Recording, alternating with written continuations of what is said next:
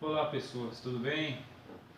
Lembrando o meu amigo Geraldo Rufino, olá pessoas, né?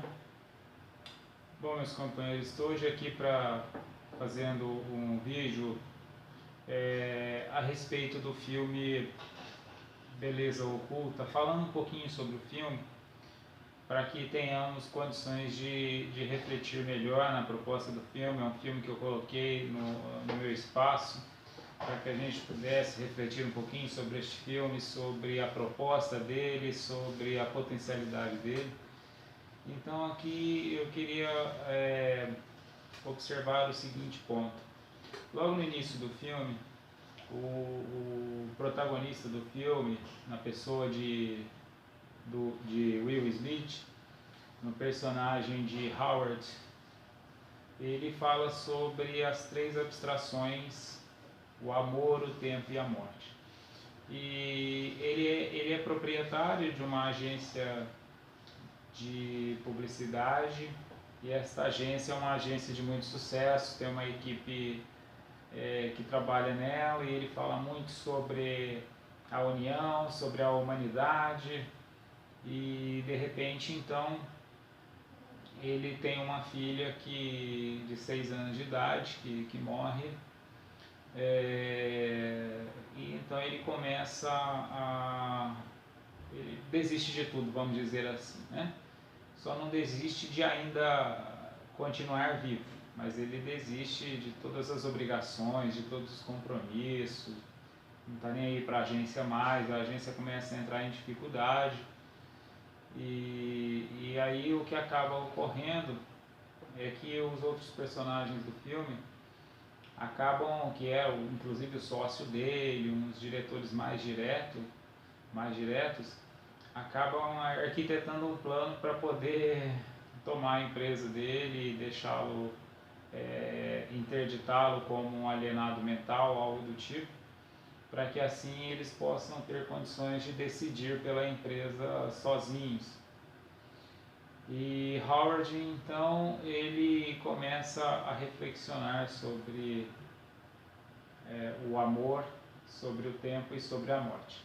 E obviamente é só um comentário, não quero contar todo o filme, mas é chegado o momento no filme que ele questiona, que ele diz que quando o tempo vai conversar com ele, porque aí há três personagens que fazem o papel de amor, de tempo e de morte, e na conversa com estes personagens há um momento que ele justifica de todos os meios, inclusive com o tempo, que o tempo, não adianta o tempo querer dar desculpas para ele, porque o que é fato é que a filha dele não está segurando a mão dele naquele momento.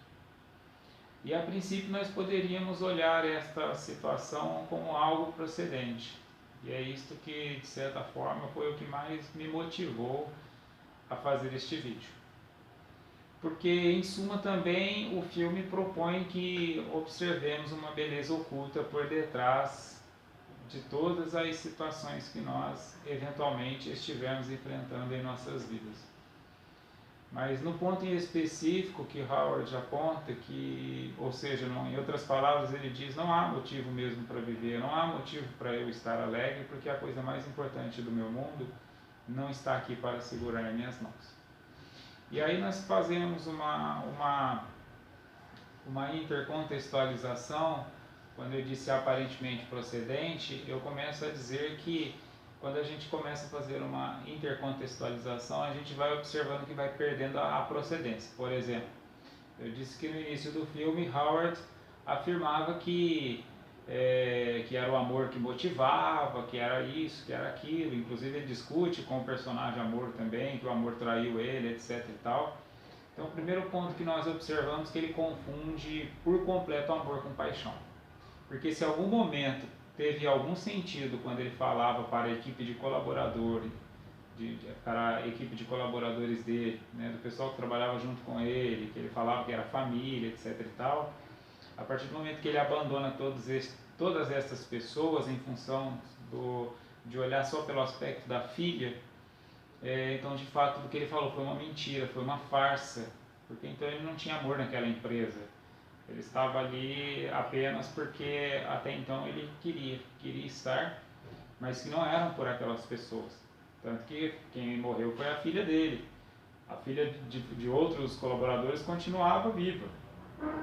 Ou seja, nós começamos a observar um fator bem interessante, que eu aqui estou atentando pela dissociação de amor e paixão. Porque a paixão, ela pode ser egoísta, ou seja, eu posso estar apaixonado apenas pela minha filha, mas não é possível amar só a minha filha, porque o amor cobre a multidão, ou seja, só é possível o amar o todo. Só é possível amar a Deus, que eu não vejo, amando o outro, os outros, mas não o outro em sua individualidade, o outro além de eu mesmo.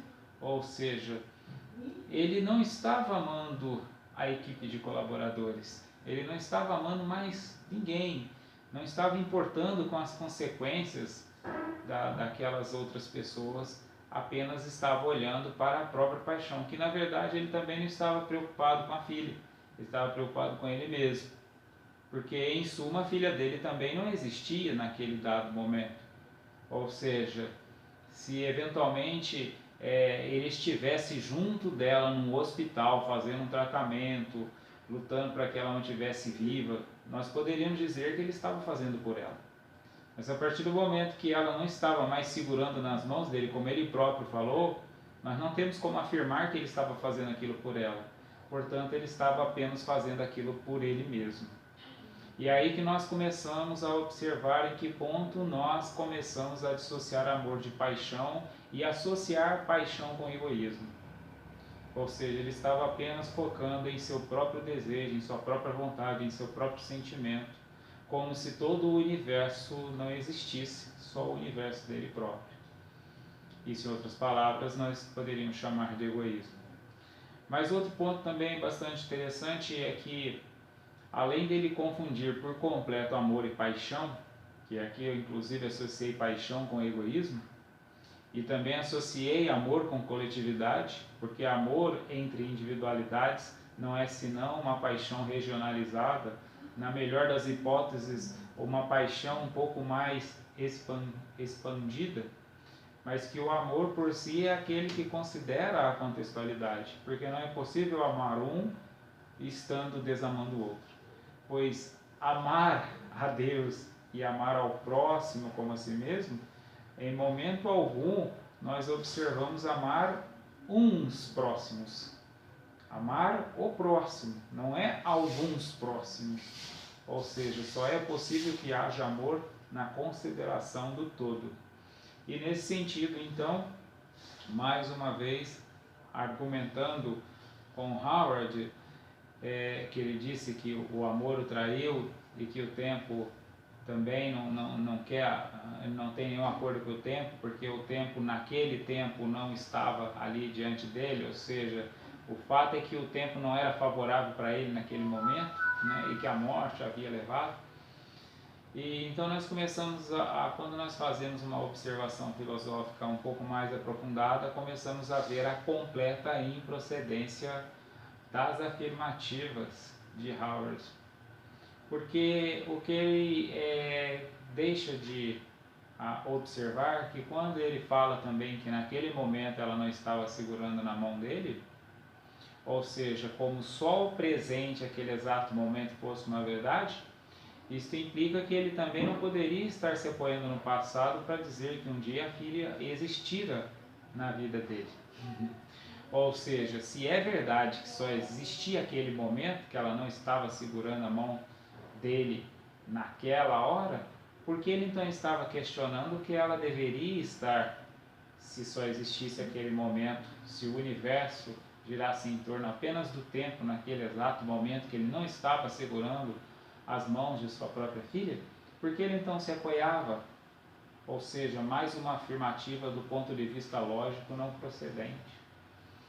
E se nós analisarmos ainda pelo aspecto quando ele diz que a morte o levou, né, levou a filha dele, nós começamos a observar também mais uma não procedência, porque como ele poderia afirmar que a morte levou a filha dele se ele próprio só estava ali naquele momento? Ou seja, se ele está dizendo que a filha não está com ele, ele não pode afirmar que ela não está em outro tempo, em outro espaço.